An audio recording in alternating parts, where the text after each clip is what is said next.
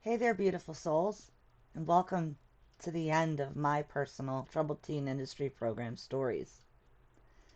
A couple things I'd like to say in advance. I want to apologize to everybody. I might talk funny today. I had a wisdom tooth removed on Thursday that's causing me pain and swelling, so I am talking a little bit differently today. Also, I am quite nervous about this portion of the story as the ramifications of this period lasted me 30 years, and if I'm being honest, I still deal with it today. So we're picking up after I was kicked out of Alpha House for repeatedly running away and moved in with my grandma.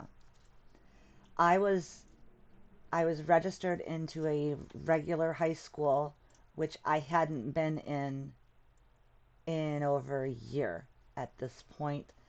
Um, Going to regular school didn't make sense to my brain. I couldn't relate to any of the kids there because they had no idea what I had been through.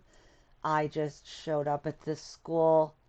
I knew a lot of these kids from elementary school, and I was a completely different person after going through two TTI programs before showing up there. This was an affluent suburb of Detroit where my grandmother lived, and I really did try to fit in and do my homework and pay attention in class. I'm an incredibly intelligent person, but I was already too broken to fit in with the normies at the regular school. So what I started to do, because my grandmother worked, was I walked to school, and I would go, and sometimes I'd go to my first hour. I would just meet up with my friends in the hallway, and after we knew that she left for work at 8:30, go back to the house and party all day, because if there's one thing that two drug treatment programs taught me, it was about drugs and alcohol and how much fun they were. So I threw parties every day. Well, that didn't work out very good for me. I was brought in at one point to the vice principal's office where he had a chart and informed me that since I had joined their school, their dropout rate had gone up 20%, and he contributed this to me, which I found to be ridiculous. But I'm a 15-year-old kid with a big mouth, so I let him know that. The principal there was very hardcore. They knew my record, so I was always on special watch. I did also have an hour where I was in special ed class, but the special ed teacher figured out very soon I didn't need the special ed, so that was a study hour for me. And he also counseled me. He was a good man. I don't remember his name. I wish I did. If anyone ends up watching this video that went to Stevenson and you can remember the special ed teacher's name, it'd be great if you could reach out and let me know. He was a good man. But in the skipping, uh, at one point, the principal started chasing me to try to catch me. And we had a wooded area next to the school that separated the school from a neighborhood. And there was a creek, which we called the ravine. And I distinctly remember an incident just before I was expelled where the principal was chasing me, and I cut through the ravine pretty fast because I was a pretty good runner because I had a lot of practice as a runaway. And I turned around and I watched this old man bite it and fall into the ravine as he was going down the little hill. And that was the last straw. I was expelled.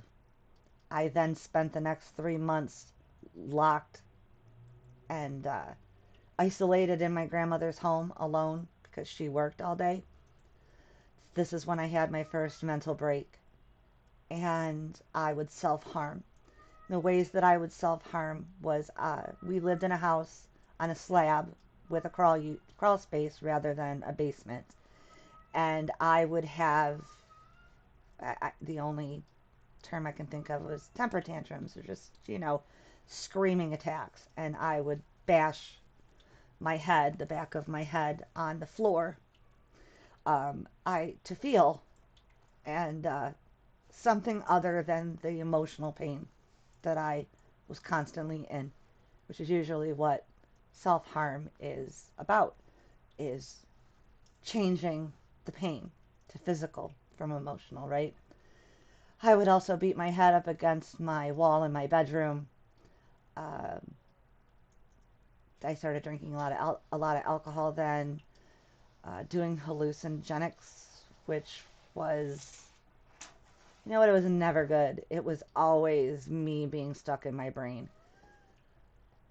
And in March of 1985, I was placed into a program called ADT, which stood for Adolescent Day Treatment. I have mentioned this briefly before. It was a day treatment. It's happily proud to tell that this program was shut down 20 years ago. Yes.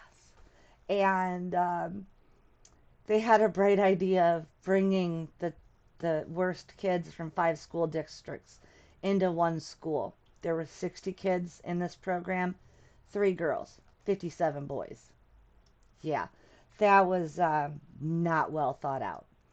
Everything they taught was remedial. They had teachers and teacher assistants because you needed teacher assistants because they did the level program like Fairview Deaconess and Alpha House. And most of the TTI programs I know did level systems. So it was levels 1 through 4. Level 1, you had no rights whatsoever, no freedom. Level 4, you had freedoms, but you could never leave the building. So the teacher's assistants were there to help control the kids in the classroom because everybody had some form of learning disability, acting out, mental health issues, emotional issues. Some had come from jail. Some were there because the court chose that instead of jail as kind of a diversionary program for some kids. At this point, I was also awarded the state, having been a repeated runaway, and in order to avoid going to juvenile detention, I was sent to ADT. And during the very first hour of my very first day in this program, I apologize for that, but I just needed to collect my thoughts. Our doors had windows on them. All the boys in the school heard that there was a new girl, and so a bunch of them, I don't know why, but some of them made it to the door and were looking through the windows. Then all the kids in my classroom were laughing and telling me, hey, look at the window and the door. And I'm like, okay. And I looked over into the window of my door, and at that moment, I locked eyes with the most beautiful set of blue eyes to this day that I have ever encountered. I either instantly fell in love or, because of my intuition, instantly felt the need to open the window on the other side of the room and jump out run as far away as I could, as fast as I could from those eyes, which probably now I realize would have been the right way to go. I didn't do that. So we shared the same bus, and this school had short buses. So, hi, I'm a short bus kid. And somehow later in the day, Jason had ended up, his name is Jason. For those of you who know about him, you know about him. I will maybe get into something more later, but I'm not sure yet. Right now, I can only focus on this because that was a 30-year journey that ended with me escaping someone who was about to snap my neck on a window ledge while he was choking me. Anyway, at the end of the day, On the bus, we had made plans that he was going to come over with his buddy, who I also knew from the school, and then a friend of mine who I knew from the regular school as well. And they all came over. Jason and I started that day virgins, and by the afternoon, we're no longer virgins the day we met.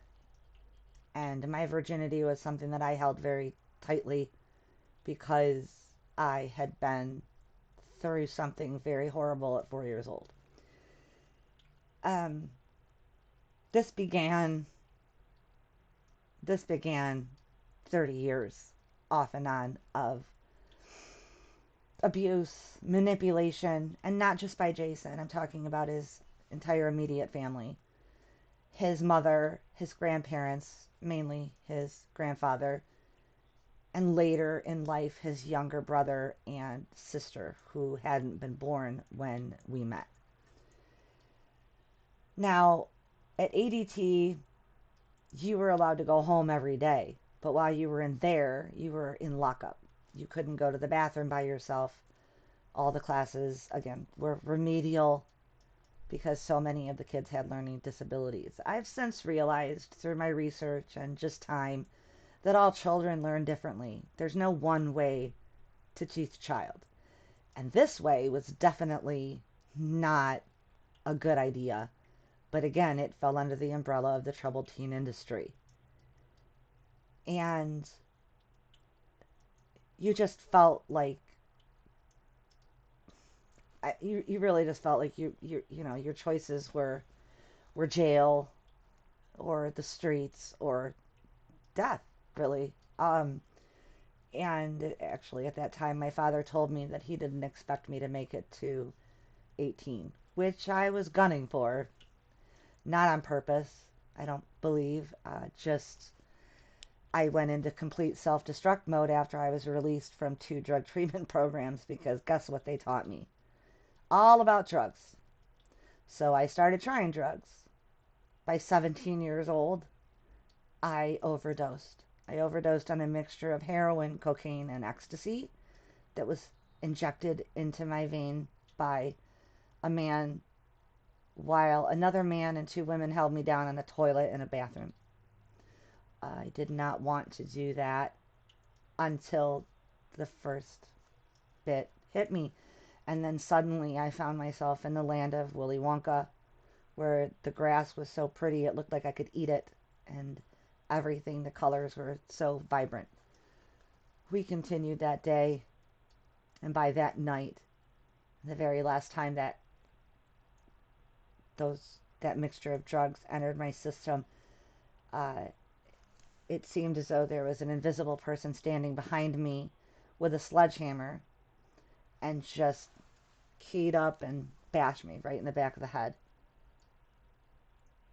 And I'm getting ahead of myself, and I'm sorry, but I'm just stream of conscious talking right now because I find that this is the best way for me to share my story. If I think about it too much, I'm going to sound like a robot, and I need not sound like a robot when I'm sharing my own personal experiences and the reason why I was such a broken person until January 7th of 2023. I did initially want to do this video on January 24th, which was Thursday, but that was the day I was able to get an appointment with the oral surgeon to extract the broken wisdom tooth. Today is also a day of significance because it has been 8 years today since Jason's mom passed away, 4 days after I left Jason. I wasn't aware of this fact for a month because I had to completely disassemble my cell phone because we were all on the same phone plan, and I was in a domestic violence shelter. After a month, I wanted to know what was going on in the world, and I put my phone back on. ADT, we started in an old high school in a suburb called Redford, a mile from Detroit. And this is a rundown, old, unused school. And they treated everyone like they were a convict already as teenagers. So we were just there. It was kind of, babysitting the bad kids all day while their parents were, or grandparents in some of our cases, uh, were doing work or whatever it is they did. I met one of my best friends and continued lifelong friend Renee in that program. Luckily, Renee wasn't as affected by the programs that she was put through. She also attended multiple troubled teen industry programs, but her home life was worse than the programs. So she wasn't as affected by this as me. Um, I had already been destroyed by the game that the troubled teen industry bases itself on and was completely just crumbled inside. I didn't have a speck of confidence. I didn't have any belief in myself. I didn't have any drive, ambition, motivation, or self love, which got me in a lot of trouble. At this time, I started running away as often as I possibly could. I got very close one time, actually, to a train station headed to Chicago with two other friends. Luckily, one of my friend's parents got were informed that we were at the train station, so the police showed up and got us in the bathroom. I don't know what would have happened if I would have made it to Chicago, and I try not to think about that because it didn't happen. So another time I got very close to going to Los Angeles, and I 100% know what would have happened if I would have gone to Los Angeles as a 16-year-old. So I spent 18 months in this program, in between running away, being thrown around like a hot potato between family members. And I love my parents. And the trauma that I experienced was a direct result of the trauma that they experienced before me, and the trauma that my grandparents experienced before them, and so on and so on. Generational trauma is real. Generational trauma can be dangerous, but it can also be cured. I'm not necessarily happy with the way that I chose to cure my generational trauma, which was to refuse to become a parent. Actually, I feel to this day that I am somebody who, until last year, sat in the stands while life was happening, and I just watched. I wasn't even the main character in my own movie. I was just an extra. And I never had a healthy long-term relationship. I didn't have an easy time of having friendships because my friends couldn't relate to me due to the fact that they went to regular school and I had been sent away. And from 14 to 17, that's 3 years, I think. 3.5 years, because I don't math. There's no math in this brain. There's no room for it. I'm too right-brained for math. Um, and what I found was that during the time that I was in the program of ADT, I deteriorated as a person. Um, I went from being highly intelligent to being a kid in the back of the classroom sitting on top of my, remember those desk chair combinations? And I'd be sitting on the back of my chair with my feet on the desk, and we would have like music time. And I very clearly remember one incident where they played Changes by David Bowie, and I love, love, love, love David Bowie, and that song's very special to me. And these children that you spit on as they try to change their world are immune to your consultation. They're well aware of what they're going through.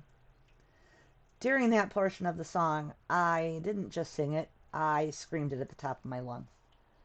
And this was just in the first school before we moved to the second school in Livonia, which, if anybody knows, Livonia is a very, not very, but it's an affluent suburb of Detroit and also happens to have a long history of being a sundowner's town, which I didn't learn until later. But the one thing I did notice is there was only 2 black kids in my school. And in my life, there was a lot more than that. But those teen years from 15 to 18 were the worst period because there was no more therapy. Okay? So before I went to Fairview Deaconess and I saw that horrible counselor that was in the pocket of the hospital, I was going to therapy weekly and psychiatrist as well from the age of 11. Well, you couldn't get me into a therapist. And at that point, quite honestly, my family gave up on me, and this was the 80s, and this was the age of tough love. And tough love is garbage. I do not get down with tough love at all. Tough love is not love, right? Especially not to children that are so broken and all they want is to feel accepted or loved by anybody. And I didn't feel it from anybody. I was the black sheep of both sides of my family.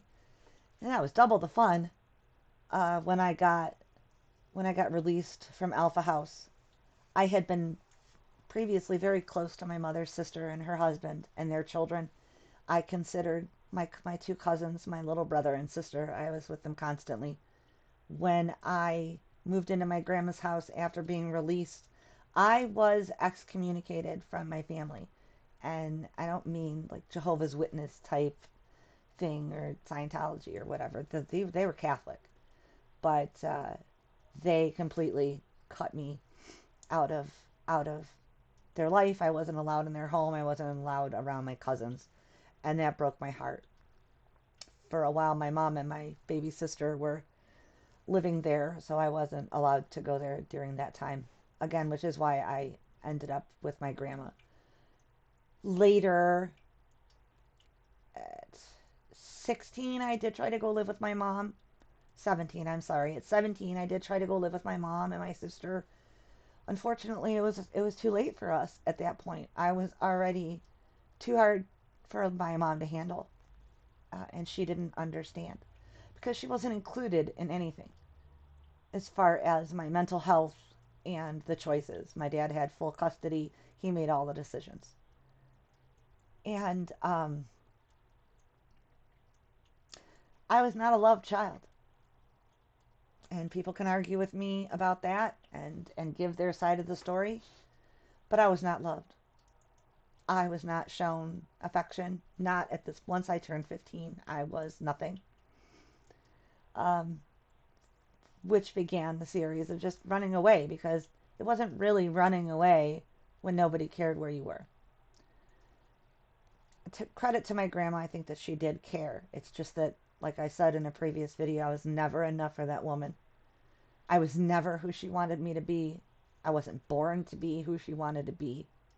I was born to be this person that I am today. And I'm still a work in progress, which is fine. I think we're all a work in progress our entire lives. But I am probably the strongest person I know. I'm incredibly evolved and very aware of the things that I was put through, which I then picked up the mantle or the torch, as it were, for the rest of my adult life until 47, when it all just clicked for me that I was a person worth loving, that I loved myself, that I recognized my abilities and my talents. I'm still working on the issues with motivation and drive and being able to chase my dreams. I've never been able to hold a job my entire adult life, and I have recently learned, again through unsilenced.org, which I highly suggest anyone watching this who has an interest or questions about the troubled teen industry, please do check them out. They have helped me in more ways than I could list. This video would be far too long if I did. But one of the things that I've learned is that we all struggled with being able to hold down a job, carry out relationships, intimate relationships, friendships, relationships with the family, being able to meet somebody on an interpersonal level. An intellectual level I never had a problem with. It was the personal, emotional level, because I was terrified of being hurt even more than I already was. And every time I thought I couldn't be any more hurt, I was proven wrong. Um, so that concludes the 4 year journey of my years in the troubled teen industry programs and the lasting effects of having been in these programs. I apologize for not being able to look as much into the camera as possible or being as concise as I could be. But it was more important to me than anything to make sure that I completed my story before I could start doing videos on programs, on the history of the troubled teen industry, as well as interviewing with and collaborating with other creators. I felt that I wanted anyone who chooses to go on this journey with me to know my history. Oh, the reason that I had wanted to do this on the 24th. January 24th, 2024 is the 8 year anniversary of leaving Jason for the last time. I did have he sent me something on Instagram last night. Um, I did look at it. It was a photograph, like a photographic memory, to kind of jog my memory, and I did have a little bit of a flashback breakdown. Luckily, I happened to be participating in the 8 p.m. Eastern, 5 p.m. Pacific lifeboat, and that's the lifeboat on YouTube with our wonderful captain and host Tommy Scoville. Thanks to Spinks Calhoun, Tommy's son, who immediately said block him. As soon as the live was over, I went to Instagram and I blocked him. So I have now closed the final door for him being able to contact me. And that took me 8 years. So I want to say to any survivors of DV, don't beat yourself up. And I'm sorry to use that term. But don't be hard on yourself if it takes you time to let go, especially if it's been the majority of your life. I called Jason my kryptonite, and I called him my kryptonite for a reason. Because he was my one weakness at the end of the day. And I have shed that weakness, and I feel stronger today than I have in 8 years.